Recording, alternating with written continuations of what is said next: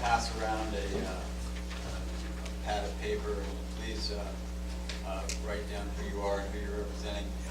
We'll start with the member board, the voting members. Sherry Anchor, Conservation Alliance of St. Louis County. Todd Weissing, Lighthouse Point homeowners.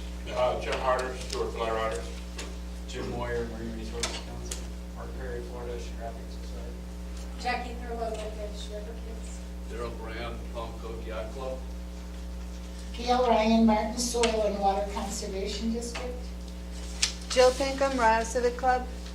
Richard Earth, Harbor Ridge Yacht Club. Ron Gotts, Palm Cove Yacht Club. Annie Potts, Treasure Coast Rowing Club. Meadows Island Community Action Association. We just go row and row. Paul Laura, Treasure Coast Democratic Environmental Caucus. Yes. Maria Cole, I live in Juneau Beach, against the fall of the apple. Are you a guest? Yeah. Any other voting members? Tom Tomlinson, Mark County Conservation Alliance. Marcy Pitkin, Treasure Coast Unitarian Universalist Church. Martin County Native Florida Native Land Society, Regina Williams. Anybody else? Excellent. Thank you all for being here. It looks like we have a quorum. So we have some presentations, Harbor Ridge Yacht Club and Palm Cove Yacht Club. Thank you very much. Either one of you come first. Oops, I'm sorry. Actually, I'm going to, if we can get Jackie up here, Palm Cove Yacht Club had a fundraiser and has a very generous donation to the River Kids. And Ron, do you want to tell us about the event?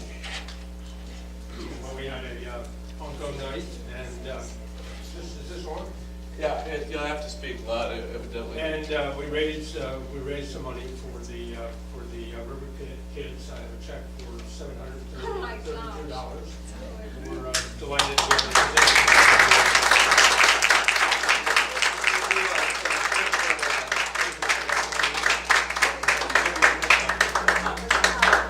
Hold on a second. Thank you so much. Really appreciate it.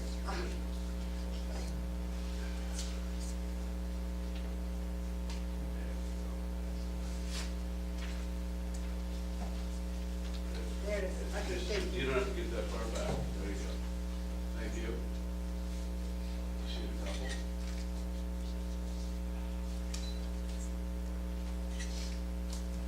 Great. Let's have one more check. Okay. It's not big enough. That's big enough. Thank Okay, you so good. much. Thank you. Oh, there it goes. And we have another, I can just say that that money will go to the River Kids workbooks. Great. And they should be out in a couple of months. It's been a lot harder than the kids expected. Don't go away. Go away? thank you, Ron.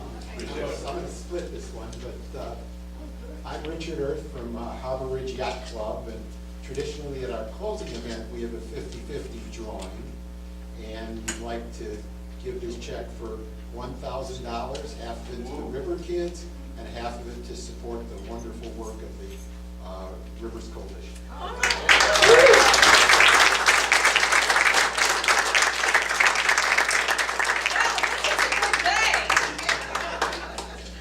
Get to your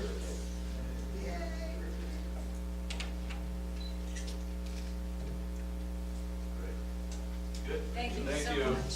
Thank you. Appreciate it. Youth is the answer.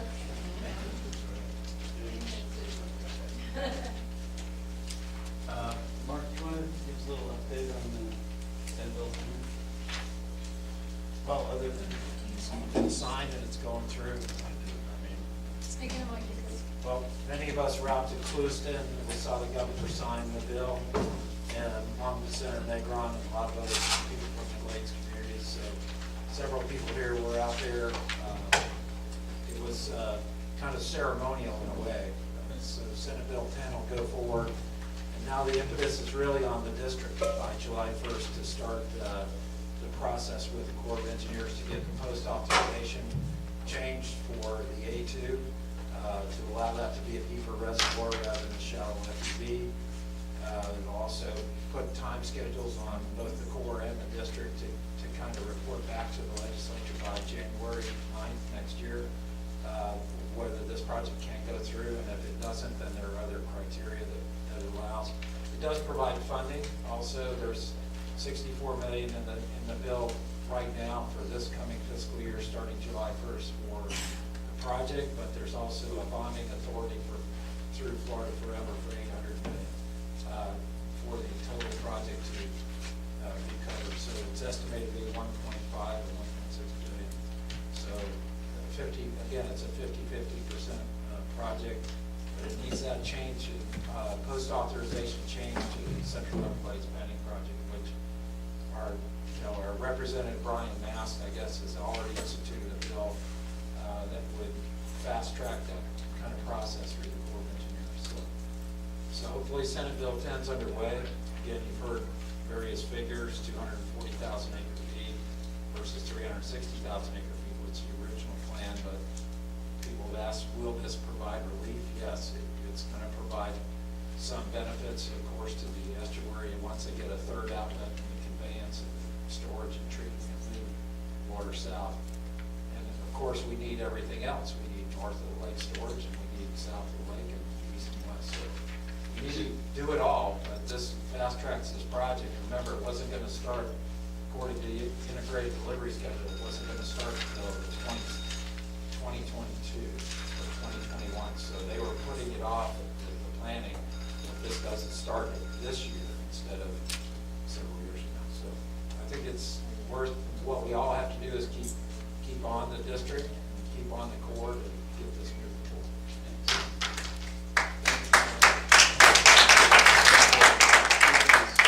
Up to speed.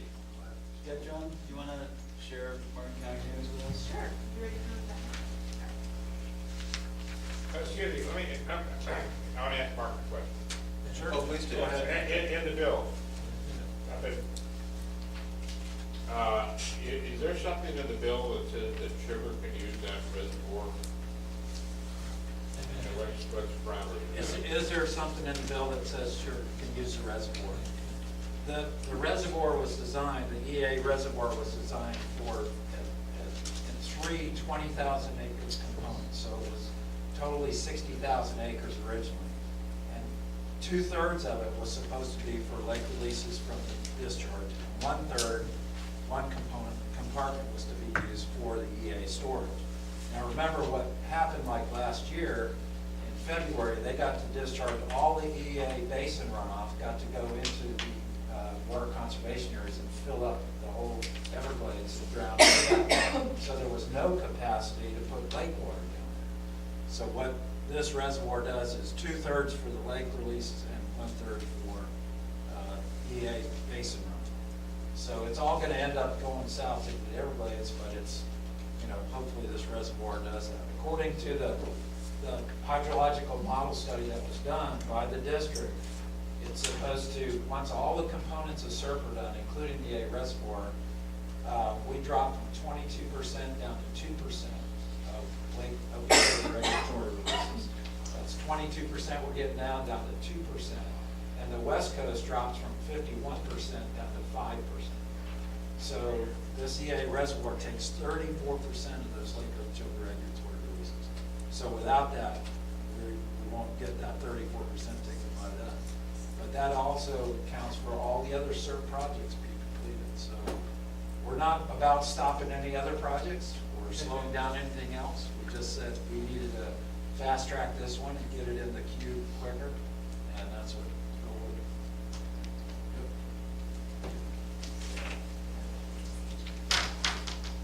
Hi, good evening. My name is Deborah Drum. I'm the ecosystem manager for Martin County. I'll give a very brief update tonight. Lake Okeechobee is currently at 10.98 feet, so it actually did drop below 11 feet.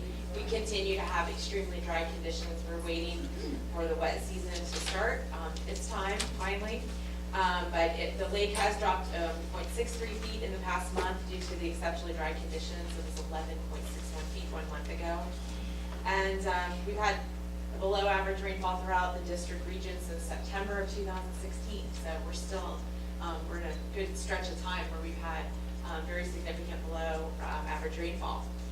Temperatures at the Roosevelt Bridge are ranging in the past week from 81 to 87 degrees Fahrenheit. So I'm starting to get nervous about what might, if we're gonna start seeing some algae blooms. So if you see anything, please call our office or call the DEP office or report them the same way that we've been reporting them every single year that we see them. There was an observation at Fort Mayaca at Lake Okeechobee. We kind of have that persistent blue-green algae bloom out there, right at S308. They did see that again today, but nothing of major concern, no thick mats, just it is there though. So we'll just keep our eye on it. If there's any good news about the low lake level is that we don't expect to get any lake discharges anytime soon. Salinities have been very consistent, which means the estuaries look really good. But they've been ranging from about 26.5 to 30.5 parts per thousand, and the estuary looks good. For project updates, we've just completed a Hilltop Street water quality improvement project in Jensen Beach. That was a project that we set forth to get grant funding, so we were able to leverage county funds to complete that project this year. And so a 15-acre single-family residential neighborhood that was not having any treatment going into the estuary into the lagoon is now getting treatment. So that is good news. We're in the process of just finishing that, and then we'll be overlaying the streets in that area too, so we can make a complete project. We try to work within the whole neighborhood to improve the entire neighborhood when we do one of these stormwater projects, including the road improvements. And our All-American Ditch Stormwater Quality Retrofit Project is in progress. We expect it's about 70% complete, and it's on schedule for substantial completion in October of this year. That's an amazing feat. It's a $5 million project, and it's a pretty massive project. When it's finished, I would love to take anybody out there to take a look at it. And so the dry weather has really helped us keep that project on schedule, and it's helped us a lot. Legislative update, we are awaiting the final word on the budget. As you might know, the budget hasn't officially reached the governor's desk. When it officially reaches the desk, he has 15 days to go through a veto process. But we do have in the budget a couple of projects for consideration. We've got a water quality project in the amount of $1 million in the Hog Creek watershed. We've got some land acquisition dollars to acquire some very rare scrub habitat in Hope Sound called East Ridge Preserve, and that is also in the budget for consideration. And we also have some Loxahatchee River, a water quality structure that is also in the budget for consideration. That will be hopefully getting the money and working on that project in the southern part of the county. Of note, the St. Lucie River Issues Team for a number of years in a row now did not receive any funding, and my program relies a lot on that funding when they do get it to fund water quality projects in the county. And so having that dried up sort of at the state level is a concern for us, and so any support for St. Lucie River Issues Team as we go through the next legislative sessions is certainly appreciated. And just a couple of quick public outreach announcements. The wet season really is right around the corner. I know it doesn't seem like it, but it will rain again. I promise that. A quick reminder that it only takes 1 week to breed a mosquito, so please help out our community. We are really having to fight dengue and Zika. Go through your yards, and anything that you see that's accumulating water, mosquitoes can breed in a little cap full of water that big. If you have a little cap in your yard filled with water, that's all it would take. So tip, toss, flush, or treat containers around your yard so that you minimize the standing water and frequently flush the areas that accumulate water, like bromeliads. Bromeliads, they're beautiful, great to have in yards, but it's important to flush them out with water to make sure that mosquitoes aren't breeding in there. Also, tomorrow starts this fertilizer summertime application ban. And so beginning tomorrow, fertilizer containing phosphorus and nitrogen is banned. In fact, phosphorus is banned all year round. And vegetative material, including grass clippings, cannot be washed, swept, or blown into stormwater drains, water bodies, or impervious areas. And adhering to the summertime application ban is one way all of our citizens can be part of the solution to protecting water resources one lawn at a time. So look for the large sign and tear-off sheets in your retail store. We have reached out to all the big box stores, worked with all of them to get our signs put up. We get tear-out sheets so they can know how to interpret the fertilizer ordinance. Sometimes we have to go back frequently and replace those signs because they seem to disappear, but we've been going back and we have kind of a system now. So always ask when you're in your local garden store kind of about what to test them. And last but not least, we are in need of some volunteer groups to help us label storm drains. I don't know if you've ever seen those storm drains. It says don't dump drains to lagoon. And so there are these like adhesive signs that you put on the storm drains. And we're really focused in Sewell's Point and other areas along Indian River Drive. So if anybody's interested in that, you can call either myself or Diane Hughes directly in our office in the county, and we would be happy to have volunteers to help us get that work done. Thank you. Yes? What's the status and timeline of the C-44 protocol? I just got some news on that today that I need to verify, because I heard that it could be delayed due to some kind of contract dispute. I haven't verified that, but it is supposed to be operational by 2019. Deb, thank you very much. Thank you very much. We're incredibly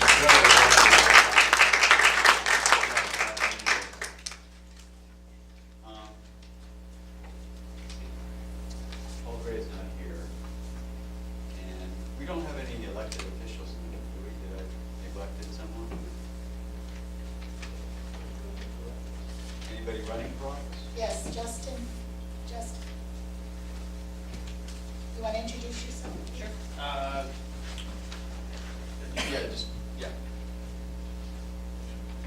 Do you have a few minutes? Just a couple. Hello, everyone. Nice to meet you. My name is Justin Daya. I'm a resident of Palm Beach County. I've been learning a lot about the rivers up here, and you folks are doing excellent work. Organizations like this are amazing, and I think by the way, I'm running for Congressional District 18 for Congress, Brian Massey. Sorry about that. I really do think that keeping our rivers clean is critical to the long-term economy of this district, of this state. We need to keep it clean. The economies are linked to the environment. So I'm Justin Daya. Please come speak with me. I'd love to introduce myself, share my story with you, what I'd like to see for the area. Thank you. Could you spell your last name? D-A-Y-A. Thank you very much.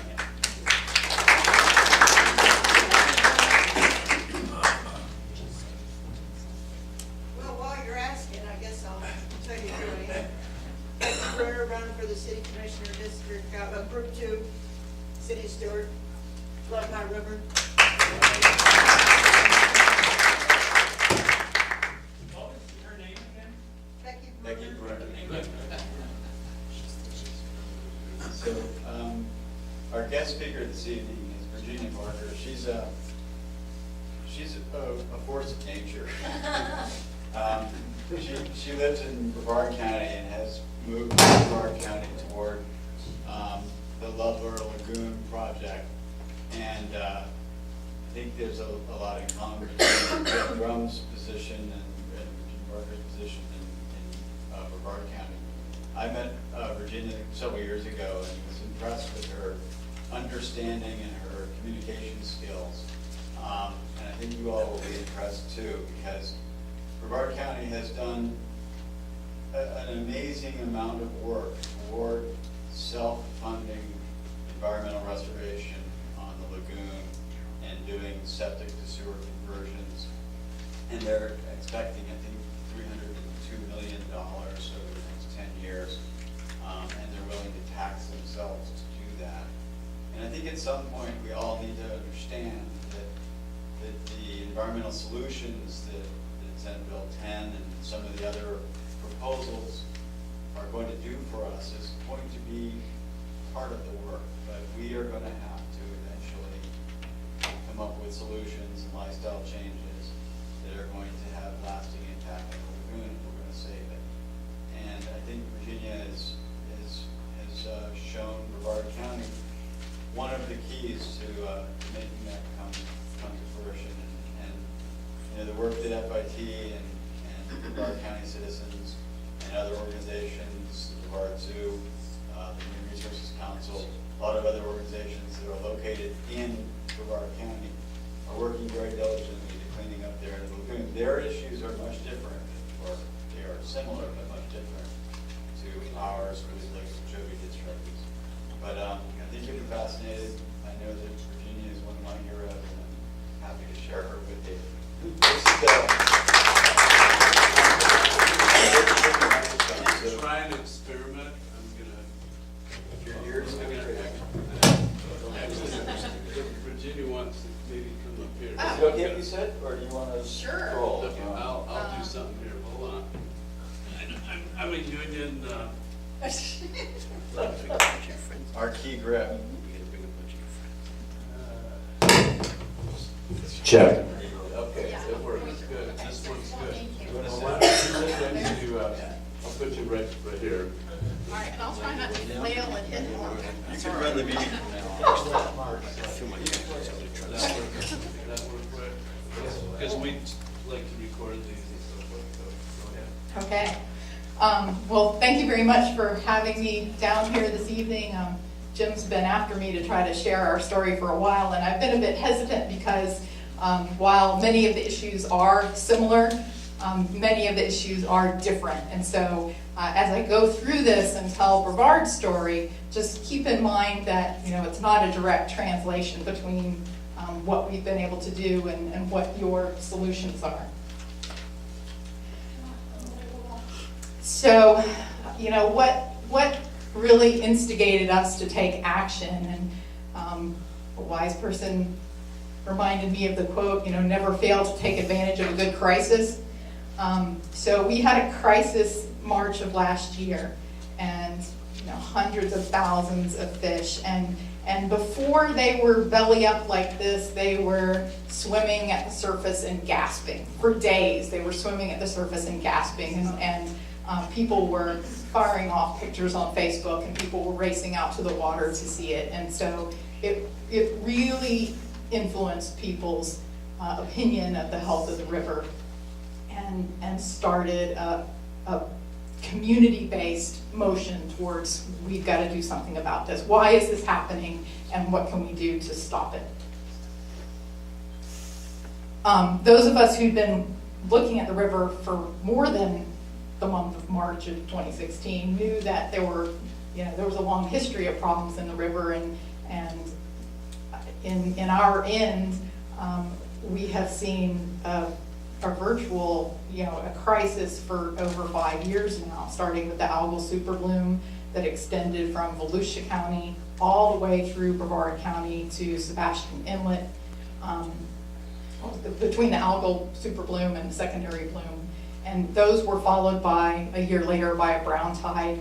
That brown tide came back in the summer of 2013. It brought with it unusual mortalities of dolphins, manatees, and shorebirds. Over 100 dolphins, over 300 pelicans. And so there was, very visual cues that something was extremely wrong with our end of the lagoon. That brown tide, instead of letting up in the cool winter months, and I understand you all have also experienced a fairly clear spring, it never let up in 2016. It bloomed right through winter, right through spring, up until that March fish kill. And so through this 5-year period, we lost over 60% of our seagrass beds. And the numbers now are closer to 80% based on conversations with the Water Management District. They haven't released their results yet. So, why is this happening? We know that for decades, and I need to thank the Marine Resources Council, Jim, for letting me borrow this graphic. But for decades, we've been putting too much nitrogen and phosphorus into the lagoon. And in the northern end of the lagoon, there's not a lot of exchange with the ocean. And so those excess nutrients just pile up, and they accumulate in muck deposits. And as those muck deposits degrade and decompose, they release nitrogen and phosphorus into the water column and feed the algae blooms. And then as those algae blooms respirate and die, they suck up the oxygen in the lagoon that the fish need to breathe, and we end up with combinations of algae bloom die-offs and fish kills that contribute more muck to the bottom. And so we're stuck in this cycle. We've been stuck in this cycle for years now. And so to think that we could just sit back and this cycle would stop was really folly. And so we need to intercede and break this cycle. And what is it going to take to do that? So we set about trying to figure out what it would take to break this cycle. We also brought in an economist to help sort of numerically explain to people the significance of this. If you didn't recreate on the lagoon, if you didn't really care about marine resources, did you care about this problem at all? And so we looked at, if we do nothing, the red part of this slide is if we do nothing, what are the changes that we'll see in these three sectors of our economy: tourism, recreation, property values, and commercial fishing. And these property values are just the waterfront property values, nothing else. And so we're looking at a $4.3 billion decline in our economy over the next 20 years. Whereas if we can break the cycle and return clear, healthy water and seagrass and fisheries to the lagoon, we're looking at a positive impact of $2 billion. So a net difference of $6.3 billion of do nothing versus take action. So, the Indian River Lagoon is 156 miles long, and the arrows here represent the location of the inlets. And so down at the south end, you all have inlets at what we think of as a really nice spacing. Because for Brevard, which is this pink fuchsia whatever area, we've got Sebastian Inlet at our southern boundary. We've got a tiny bit of tidal exchange through the locks at Port Canaveral, but it's really hardly worth measuring. And then we have a net transport out of Volusia County through Haulover Canal into the northern end of the lagoon. But for the most part, we have almost no exchange with the ocean except through Sebastian Inlet. And so the pollution that we put in the lagoon stays in the lagoon. And it's not the Lake Okeechobee water. The Lake Okeechobee water is not going to make it past all these other inlets. There's a nodal point here in the Vero Beach area where the net transport is predominantly south. And so we get a little exchange from Volusia here and a little exchange from Indian River County here, but we are mostly responsible for our pollution. But that also means that we have an opportunity to be responsible for our cleanup. We don't have the challenge that you have of Lake Okeechobee. So, a lot of plans have been written in the past, and do we need one more plan, and how do we make this plan better than any other plan? And we never have perfect information. So what do you do? So we reached out to a consultant who works in the field of decision science, and it's fairly common sense. You take the best available data and you pull together the best experts that you can, and you make them roll up their sleeves, and you identify the major sources of pollution, and you start coming up with projects, and you stick them in a list, and you prioritize them, and you schedule them, and you play with that list and the schedule, trying to optimize the return on investment. We wanted to clean up the lagoon as quickly as we could so that we could see those $4.3 billion in economic returns as soon as possible, and avoid, the other way around, see the $2 billion of improvement as soon as possible and avoid the $4.3 billion of detriment. So we have been working on basin management action plans in the lagoon over that from 2009 to present, questioning the targets that had been set for our end of the lagoon, questioning what the nutrient load reductions really needed to be. And so we already had in our pocket targets for how much seagrass did we think there should be for a good, healthy lagoon. What should our water clarity targets be? What should our dissolved oxygen targets be? And so we use these standards as the basis for, you know, how long did our project list need to be? What all needed to go into this plan?